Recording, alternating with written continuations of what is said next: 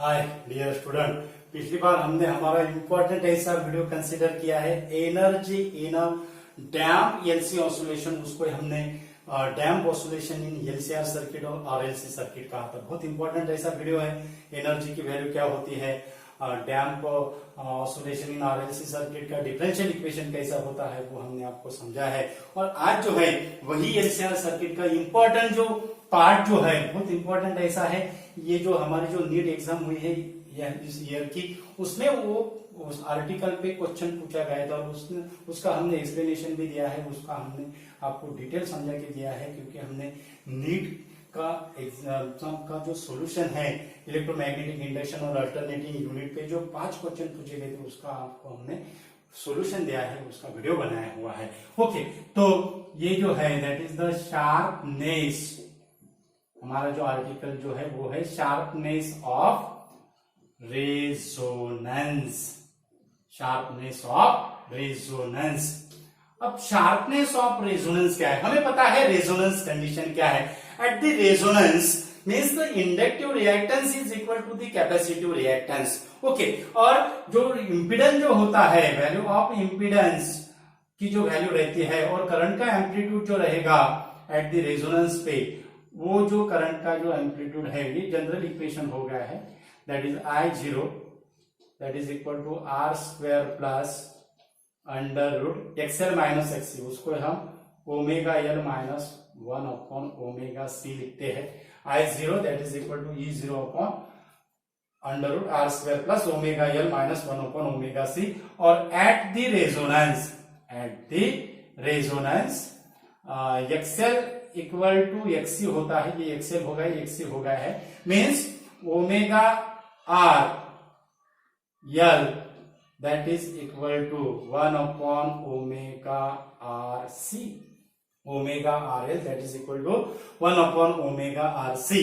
और ये जो ओमेगा आर है, ये हो गई रेजोनेंट फ्रीक्वेंसी की वैल्यू। और इसका अगर हमने कैलकुलेशन किया तो इसकी वैल्यू हमें मिलेगी under root L C. Omega R की वैल्यू क्या मिली, 1 upon under root L C. 1 upon under root L C means it is depends upon value of inductor and capacitance. It is the value of depends upon inductance and capacitance. Okay, तो यहाँ पे जो हमें जो मिलेगा मीन्स XL equal to XC अगर डाला तो मैक्सिमम करंट का जो एम्पलीट्यूड रहेगा I0 की वैल्यू हमें क्या मिलेगी, that is I0 equal to E0 by R. ये फॉर्मूले से I0 equal to E0 by R. Okay, अगर हमने यहाँ पे करंट वेरिएशन वर्सेस फ्रीक्वेंसी का अगर ग्राफ अगर निकाला, करंट वेरिएशन वर्सेस फ्रीक्वेंसी का अगर ग्राफ अगर निकाला हमने, ओके, तो हमें जो ग्राफ जो मिलेगा उसको हम क्या कहते हैं, रेजोनेंस कर्व कहते हैं। हमें क्या मिलेगी, रेजोनेंस कर्व मिलेगी। और जिस पॉइंट पे the frequency corresponding to maximum value of a current, वो फ्रीक्वेंसी को हम क्या कहते हैं, it is a resonant frequency. It is the resonant frequency WR। और ये जो करंट रहेगा, this gives the value of maximum value of amplitude of current that is equal to I0 equal to E0 by R. I0 equal to E0 by R means for other than the value of omega R, the value of the current amplitude becomes minimum.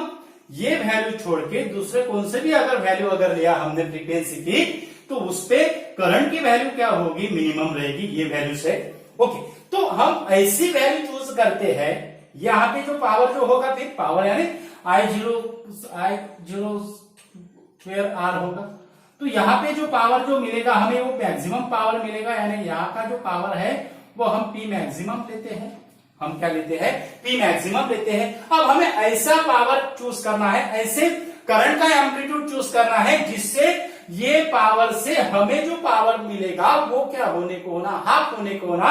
यानी current का amplitude हमें कितना लेना पड़ेगा, that is 1 by root 2 times the I0। 1 by root 2 times the I0, क्योंकि इसका अगर हमने, क्योंकि पावर कितना होता है I0 स्क्वायर R, यानी I स्क्वायर R की वैल्यू क्या आने को होना, हाफ आने को होना। इससे यानी हमें करंट का एम्पलीट्यूड कितना लेना पड़ेगा, ये पावर को मैक्सिमम पावर दिखाने के लिए 1/√2 टाइम्स दी I0 मीन्स यहां पे अगर हमने पॉइंट अगर लिया और उसका अगर करस्पॉन्डिंग अगर करंट जो रहेगा फिर कितना रहेगा 1/√2 times the I0 that is equal to E0/√2R E0/√2R। Okay, अब ये करस्पॉन्डिंग जो है ये इतना, ओके, ये करंट के लिए सेम मैक्सिमम पावर, अब यहां पे पावर होगा हमारा power that is equal to half of the P maximum. इसको हम हाफ पावर फ्रीक्वेंसी पॉइंट कहते हैं। ये जो पॉइंट है इसको हम हाफ पावर फ्रीक्वेंसी पॉइंट कहते हैं। मीन्स इसका अगर फ्रीक्वेंसी अगर निकालना है तो इसको अगर हमें ऐसा प्रोजेक्शन डालना पड़ेगा फ्रीक्वेंसी पे। ओके, तो यहां पे ये होगा ω2 यहां पे लिखते हैं और ये होगा ω1। मीन्स ये जो फ्रीक्वेंसी होगी मीन्स यहां पे हमें सेम एम्पलीट्यूड ऑफ करंट के लिए दो फ्रीक्वेंसी की वैल्यू मिल रही है। ये फ्रीक्वेंसी जो रहेगी वो रेजोनेंट फ्रीक्वेंसी से ग्रेटर रहेगी और दूसरी जो वैल्यू है वो रेजोनेंट फ्रीक्वेंसी से क्या रहेगी, स्मॉलर रहेगी विथ अ सिमेट्रिकल अमाउंट। और वो जो सिमेट्रिकल अमाउंट है वो हम यहाँ पे डेल ओमेगा लेते हैं और यहाँ पे भी क्या होगा, डेल ओमेगा होगा। आपके एक्सप्लेनेशन के लिए इजीली अंडरस्टैंड होने यहाँ पे हम माइनस देते हैं और यहाँ पे हम प्लस देते हैं।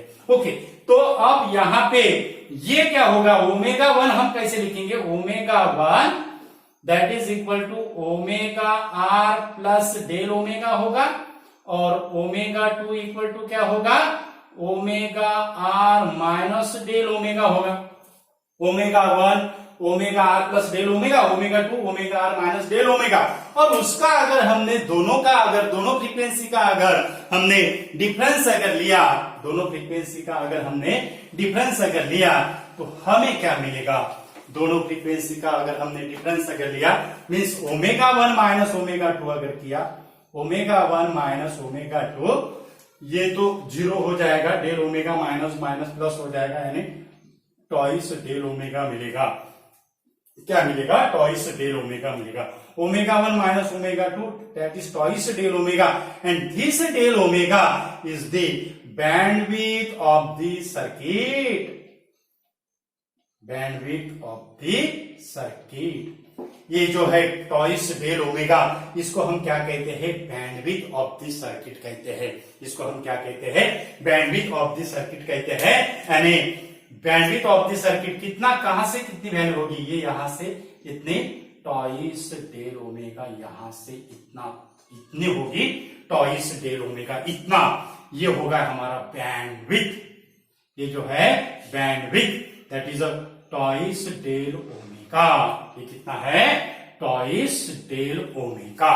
ओके, अब शार्पनेस ऑफ द रेजोनेंस है, इंपॉर्टेंट ऐसा है, sharpness of the resonance measure by the coefficient, और वो कोएफिशिएंट को हम क्या कहते हैं, quality factor. Means sharpness of the resonance it is the quality factor, उसको हम क्या कहते हैं, क्यू फैक्टर। उसको हम क्या कहते हैं, क्यू फैक्टर। अब क्यू फैक्टर और क्वालिटी फैक्टर का डेफिनेशन क्या होगा, means Q factor means it is the ratio of resonant frequency upon, it is the ratio of resonant frequency to the bandwidth.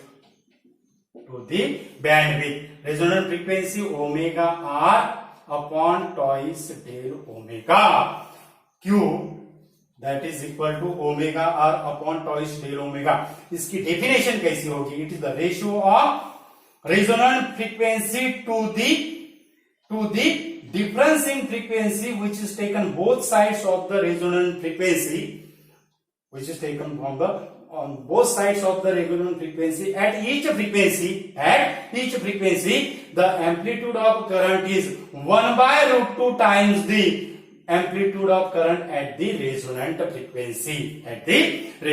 frequency. तो इसकी डेफिनेशन ये हो गई है। और for larger value of Q, ये अगर हमें लार्ज वैल्यू अगर करना है तो बैंडविड्थ की वैल्यू क्या होने को होना, स्मॉल होने को होना। Means for large value of Q bandwidth becomes the small, and small value अगर बैंडविड्थ की अगर स्मॉल वैल्यू है तो हमें क्या मिलेगा, high peak of the resonance, high peak of the resonance. फिर means for obtain the more sharpness, for obtain the high peak of the resonance the bandwidth become small, bandwidth become small. अब यहां पे अगर हम देखो, यहां पे अगर हमने जितनी ये जो बैंडविड्थ है जितना इसको अगर हमने कम अगर किया उतना हमें क्या मिलेगा, शार्पनेस ज्यादा मिलेगा। ये देखो जितना हमने क्या किया, कम किया, ये देखो यहाँ की वैल्यू ये कम हो गए है इतनी, अगर इससे अगर ये वैल्यू अगर कम है तो ठीक देखो यहाँ पे कैसा आया है, शार्पनेस आया है। इससे भी क्या होगा, रेजोनेंस क्या होगा, शार्पनेस होगा। यानी for large value of Q resonance, high peak resonance obtain करने के लिए कंडीशन क्या होगी, क्यू क्वालिटी फैक्टर की वैल्यू लार्ज होने को होना और बैंडविड्थ की वैल्यू क्या होने को होना, स्मॉल होने को होना। Means that is the quality factor, this quality factor determines the value of resonance, sharpness of resonance. Okay, अब क्वालिटी फैक्टर का ये एक फॉर्मूला हो गया है। और दूसरा जो फैक्टर है, अब ये जो डेल ओमेगा की जो वैल्यू है, ये डेल ओमेगा की जो वैल्यू है, ये डेल ओमेगा की value R upon twice L क्या होती है, कैलकुलेटेड करते हैं। डेल ओमेगा की value R upon twice L calculated करते हैं। ये फॉर्मूले में ओमेगा 1 निकालते हैं, बाद में उसको सॉल्व करके डेल ओमेगा की value R upon twice L होती है, उसका भी डेरिवेशन है। ओके, तो वो अगर हमने ये फॉर्मूले में अगर सब्स्टिट्यूट अगर की है, that is omega R that is equal to twice del omega होगा, और टॉइस डेल ओमेगा यानी 2 कैंसिल हो जाएगा, तो हमें क्या मिलेगा, 1 अपॉन आर, हमें क्या मिलेगा 1 अपॉन आर। हम डायरेक्ट लिखते हैं, ओमेगा आर की वैल्यू कितना है, 1 upon under root L C है, 1 upon under root L C, 1 upon under root L C, और यहां पे मिलेगा आर बाई एल, 2 कैंसिल हो जाएगा, यहां पे क्या मिलेगा आर बाई एल। तो इसको अगर हमने सॉल्व अगर किया तो ये हो जाएगा 1 by R under root L by C, Q equal to 1 upon R under root L by C. ये भी एक और क्या है, फॉर्मूला है क्वालिटी फैक्टर का। It is depends on value of resistance, value of inductance and value of capacitance, LCR circuit, series resonance circuit. और second third जो फॉर्मूला है quality factor, it is also the ratio of, that is the EMF across the inductor to the resistor or across the capacitor to the resistor, that means omega RL upon R or 1 upon omega RC, 1 upon omega RC। Okay, तो ये भी क्या है, quality factor का क्या है, formula है। ये भी क्या है, क्वालिटी फैक्टर का क्या है, फॉर्मूला है। ओके, तो ये जो फॉर्मूले हैं, हमने यहाँ पे आपको जो क्वालिटी फैक्टर के जो फॉर्मूले दिए हैं वो बहुत इंपॉर्टेंट ऐसे फॉर्मूले हैं। ओके, अब यहाँ पे हमें क्या दिख रहा है, जो करंट का जो एम्पलीट्यूड है which is inversely proportional to R, for smaller value of R I0 is maximum. यानी ये जो हमने ये जो पीक जो निकाली है, ये जो हमने जो पीक निकाली है, it is for small value of R, means for small R, और small R means it is nearly about to 5 ohm. Okay, for small R ये हमें पीक मिलेगी। अब लार्ज वैल्यू ऑफ आर के लिए, अगर लार्ज आर की value अगर लार्ज है तो करंट की एम्पलीट्यूड क्या होगा, मिनिमम होगा।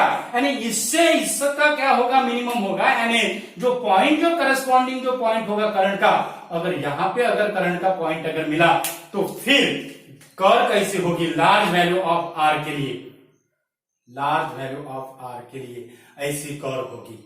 क्या होगी, ऐसी कर्व होगी फॉर लार्ज आर, और मॉडरेट, यानी ये दोनों के बीच का मॉडरेट आर की वैल्यू से क्या होगा, मॉडरेट वैल्यू के आर से हमें ऐसी मिलेगी कर्व। ये होगा फॉर मॉडरेट आर, ये क्या होगा, मॉडरेट आर। ओके, तो ये शार्पनेस ऑफ रेजोनेंस का इंपॉर्टेंट ऐसा, और एक यहाँ पे इंपॉर्टेंट ऐसी नोट्स है, ये जो है ये हो गई हमारी लोअर साइड, और इसको हम कहते हैं higher side. For lower side frequency, और lower side frequency circuit dominate the capacitive reactance, circuit dominated by the capacitive reactance means यहाँ पे XC जो होगा वो XL से क्या होगा, ग्रेटर होगा। ओके, और हायर साइड से क्या होगा, circuit dominated by the inductive reactance means यहाँ पे XL जो होगा वो XC से क्या होगा, ग्रेटर रहेगा। तो ये है हमारा इंपॉर्टेंट ऐसा वीडियो, शार्पनेस ऑफ रेजोनेंस, और बहुत इंपॉर्टेंट ऐसा वीडियो है शार्पनेस ऑफ रेजोनेंस। पूरा हमने आपको इसमें शार्पनेस ऑफ रेजोनेंस क्या है, स्मॉलर वैल्यू आर के लिए और मॉडरेट वैल्यू आर के लिए कैसा होना है, क्या होना है, पूरा आपको डिटेल हमने इसका एक्सप्लेनेशन दिया है शार्पनेस ऑफ रेजोनेंस का। वीडियो जो है ज्यादा से ज्यादा स्टूडेंट को शेयर कीजिए, और हमारे चैनल पे अगर नए यूजर है तो हमारा चैनल सब्सक्राइब कीजिए। हमारे चैनल का जो नाम है वो है इक्विनॉक्स फिजिक्स, जहाँ पे हम सिंपल ऐसे ट्रिक्स देते हैं। बहुत सारे हम एक्सपेरिमेंट यहाँ पे कर रहे हैं, बीएससी फिजिक्स के लिए भी हमने वीडियो निकाले हैं, इंजीनियरिंग फिजिक्स स्टूडेंट के लिए भी हमने वीडियो निकाले हैं। तो वीडियो जो है ज्यादा से ज्यादा स्टूडेंट को शेयर कीजिए। 12th class, 11th class, BSc classes student, engineering classes student, उसके लिए भी हम हमारे चैनल पे वीडियो है। Thank you so much once again.